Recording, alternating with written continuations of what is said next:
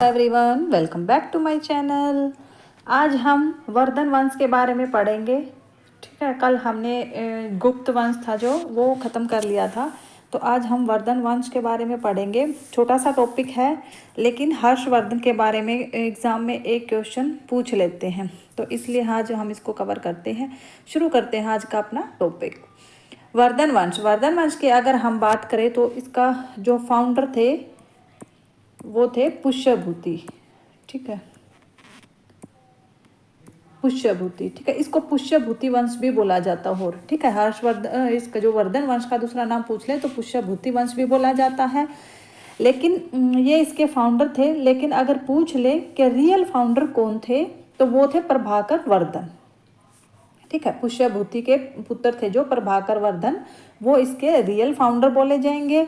और अगर वैसे फाउंडर पूछ ले तो पुष्यभूति बोला जाएगा। ठीक है, कहाँ पे रहते थे? पुष्यभूति का जो शासन था छोटा सा ही था जनपद, एक जनपद के ही शासक थे वैसे ये, श्रीकंठ जनपद। ठीक है, श्रीकंठ जनपद था जो आज अगर हम बात करें तो कुरुक्षेत्र में। ठीक है, हरियाणा के कुरुक्षेत्र जो जगह है उसको श्रीकंठ जनपद बोला जाता था उस टाइम पे। तो वहाँ के शासक थे ये, ज़्यादा फेमस नहीं थे उस टाइम पे, छोटा सा ही शासन था इनका, ज़्यादा कुछ नहीं था। इनकी कैपिटल जो थी वो थी थानेसर। थानेसर में कैपिटल थी। जाट रूलिंग डायनेस्टी भी बोला जाता है इसको। ठीक है, जाट रूलिंग जो डायनेस्टी थी नॉर्थ इंडिया की, वो भी बोला जाता है वर्धन वंश को। 6th और 7th सेंचुरी में इनका शासन रहा है। ठीक है, 6th और 7th सेंचुरी में इनका शासन रहा है। तो इनके जो बेटे थे प्रभाकर वर्धन, इनके बेटे थे प्रभाकर वर्धन, उनकी पत्नी थी यशोमती। पत्नी का नाम पूछ लेते हैं तो प्रभाकर वर्धन की जो पत्नी थी वो थी यशोमती। उसके 2 बेटे थे और एक बेटी थी। ठीक है, बड़े का नाम था राज्यवर्धन, उससे छोटे का नाम था हर्षवर्धन, जहाँ से क्वेश्चन बनता है। ठीक है, बेटी का नाम था राजश्री। राजश्री थी जो बेटी थी। ये भी इम्पोर्टेंट रोल प्ले करती है क्योंकि वर्धन वंश का जो ग्रोथ हुई थी वो राजश्री की शादी के बाद ही हुई थी। क्या किया था? प्रभाकर वर्धन ने अपनी बेटी की शादी कर दी थी ग्रहवर्मन से। ग्रहवर्मन कौन था? सर्वावर्मन का। ठीक है, सर्वावर्मन का बेटा था ग्रहवर्मन। ठीक है, तो उससे शादी कर दी थी। ये थे कन्नौज के। ठीक है, कन्नौज के थे, कन्नौज के मोखरी राजा थे ये। ठीक है, कन्नौज का मोखरी राजा था, उसका बेटा था ग्रहवर्मन, उससे शादी की थी, जिसकी वजह से क्या हुआ था फिर प्रभाकर वर्धन का जो साम्राज्य है वो पॉलिटिकल रूप से, मतलब राजनीतिक रूप से काफ़ी स्ट्रोंग हो गया था। पुष्यभूति के टाइम पे जो वर्धन वंश है का जो था वो बहुत कम ग्रोथ हुई थी, तो एक छोटे से जनपद में ही सिमट के रह गया था। लेकिन उसकी शादी के बाद जब राजश्री की शादी हुई है ग्रहवर्मन से, तो क्या हो गए, रिलेशन बन गए ना। तो कन्नौज के साथ जब रिलेशन हुआ है तो उनका काफ़ी स्ट्रोंग, मतलब पॉलिटिकल रूप से काफ़ी स्ट्रोंग होने लगे थे, उनका फैलने लगा था साम्राज्य। फिर क्या हुआ है, जो ग्रहवर्मन है, जो राजश्री के पति थे, उस पर आक्रमण किया था मालवा के रूलर ने। ठीक है, मालवा के शासक ने किया था ग्रहवर्मन पर आक्रमण। तो अब क्या हुआ, राज्यवर्धन बड़े बेटे थे, तो राज्यवर्धन ने क्या किया भाई, जो प्रभाकर वर्धन के बड़े बेटे राज्यवर्धन थे उसने अपने जीजा का साथ दिया, मतलब कि ग्रहवर्मन का साथ दिया, और जो मालवा का रूलर था उसको हरा दिया। लेकिन मालवा रूलर का एक दोस्त था जो था गोंड। ठीक है, गोंड से संबंधित था, और उसके अगर हम बात करें तो उसका नाम था शशांक। ठीक है, नाम भी पूछ लेते हैं तो इसका नाम था शशांक। ठीक है, और अगर मालवा रूलर की बात करें तो उसका नाम था देवभूत। उसका भी याद रख लेना, देवभूत। मालवा का जो रूलर था उसका नाम था देवभूत। तो देवभूत ने आक्रमण किया था ग्रहवर्मन पर। ठीक है, तो जब देवभूत ने ग्रहवर्मन पर आक्रमण किया है तो राज्यवर्धन ने अपने जीजा ग्रहवर्मन का साथ दिया है, और उसमें देवभूत को क्या किया, हरा दिया। तो देवभूत को तो हरा दिया, मतलब कि मालवा के शासक को तो हरा दिया, लेकिन जो शशांक था गोंड का शासक। ठीक है, गोंड का राजा था, जिसने फिर क्या किया है, राज्यवर्धन को मार दिया। ठीक है, तो राज्यवर्धन की यहाँ पे क्या हो जाती है, मृत्यु हो जाती है इस जंग में, इस युद्ध में उनकी क्या हो जाती है, मृत्यु हो जाती है राज्यवर्धन की। उसके बाद हर्षवर्धन था, छोटा था, 16 ईयर्स के आसपास, ठीक है, 16 वर्ष इसकी आयु बताई जाती है। उस टाइम पे फिर इसने क्या ली, इसने ऐसे कसम ली कि भाई मैं जो गोंड मतलब जो शशांक का था, तो गोंड को मैं पूरी तरह से बर्बाद कर दूंगा, मतलब गोंड को बिल्कुल ख़त्म कर दूंगा, उसने ये शपथ ली थी। तो उसके बाद फिर उन्होंने क्या किया है, उसके बाद आता है कि भास्कर वर्धन, ठीक है, हर्षवर्धन ने फिर एक भास्कर, ठीक है, भास्कर वर्मन, ठीक है, वर्धन भास्कर वर्मन के साथ हाथ मिला के और जो गोंड का था शशांक था उसको क्या कर दिया, उसको पराजित कर दिया था। तो यहाँ से फिर क्या होता है, यहाँ से हर्षवर्धन का जो समय आता है वो शुरू होता है। वो क्या था समय, 606 से लेकर और 647 तक का जो समय है फिर, ठीक है, वो हर्षवर्धन का शुरू होता है। तो प्रभाकर वर्धन की अगर हम बात करें, प्रभाकर वर्धन की मृत्यु हो चुकी है 605 में, ठीक है, ये देखो कहीं लिखा भी होगा, नहीं लिखा है तो मैं बता देती हूँ। 605 में प्रभाकर वर्धन की मृत्यु हो जाती है, जिसकी बात 605 में मतलब क्या हुआ, राज्यवर्धन बढ़ा था, तो राज्यवर्धन शासक बना है।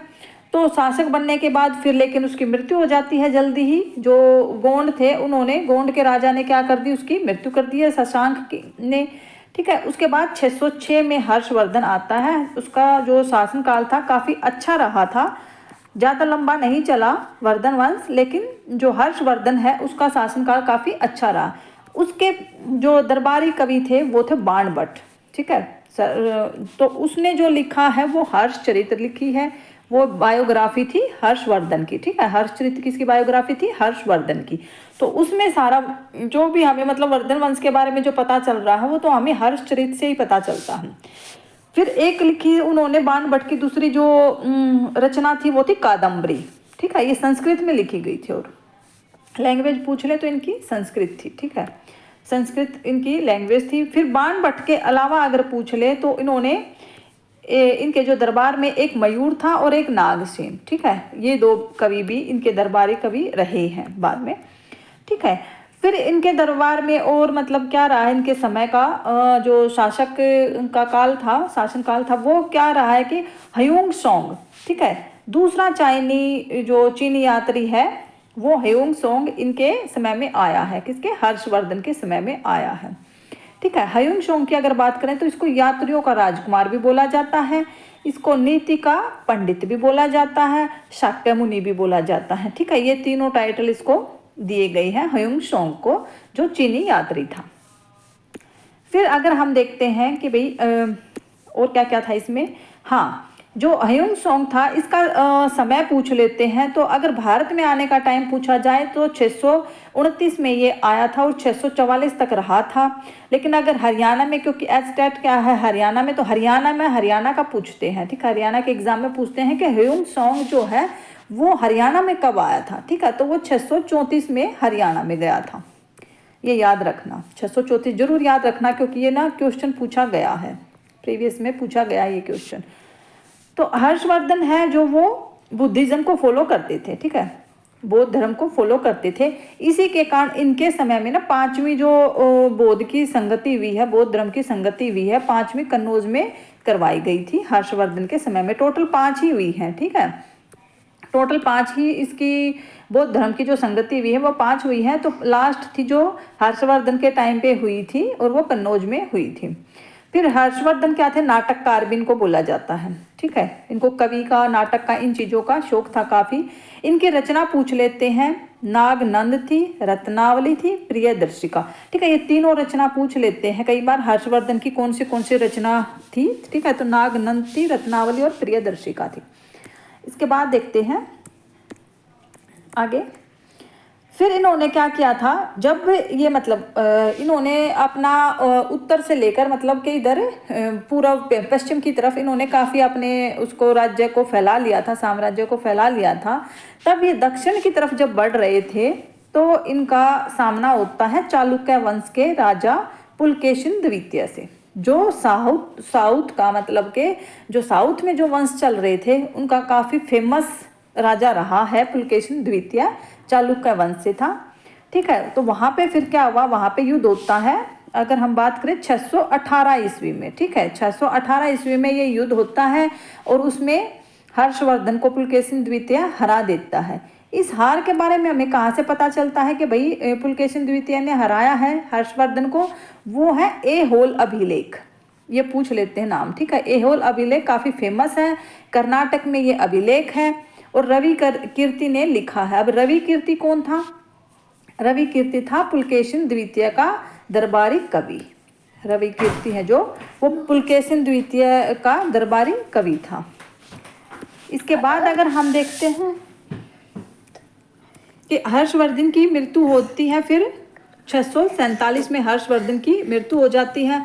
हर्षवर्धन की मृत्यु के साथ ही वर्धन वंश क्या होता है, वैसे खत्म हो जाता है। वो क्यों होता है? क्योंकि इसका जो आगे संतान थी, इसकी कोई संतान नहीं थी। अगर इसकी सेना की हम बात करें तो इसकी सेना में बताए गए हैं, काफ़ी विशाल सेना इसकी बताई गई है और 60,000 से भी ज़्यादा हाथी थे और 1 लाख से भी ज़्यादा इसके सैनिक थे। ठीक है, फिर और देखें कि इसके कुंभ के मेले का जो बोलते हैं वो भी आयोजन शुरुआत है, जो उसकी शुरुआत है, कुंभ के मेले की शुरुआत भी हर्षवर्धन ने ही के समय में ही बताते हैं, उन्होंने ही करवाई थी। ठीक है, उनकी पत्नी थी दुर्गावती, उसके 2 बेटे वैसे बताते हैं, लेकिन फिर भी वर्धन वंश खत्म हुआ है क्योंकि वाग्यवर्धन और कल्याणवर्धन 2 बेटे थे जिनकी हत्या कर दी थी अरुणासव मंत्री ने। ठीक है, इसके दरबार का ही मंत्री था अरुणासव, तो उसी ने इसकी वाग्यवर्धन की और कल्याणवर्धन की मृत्यु कर दी थी। तो इसकी वजह से फिर क्या हुआ कि भाई इसकी कोई संतान न होने के कारण, मतलब इनका कोई उत्तराधिकारी नहीं रहा, जिसकी वजह से क्या हुआ कि भाई वर्धन वंश को खत्म होना पड़ा। ठीक है, तो वर्धन वंश छोटा सा ही था, लेकिन इसकी जो रचना हुई है, हर्षवर्धन की रचना, इसका टाइम पीरियड और किसने हराया, ठीक है, और कहाँ से उस हार का पता चलता है, तो ये सारी चीज़ें ना एग्ज़ाम के पॉइंट ऑफ व्यू से काफ़ी इम्पोर्टेंट हैं, तो आप देख लेना इसको।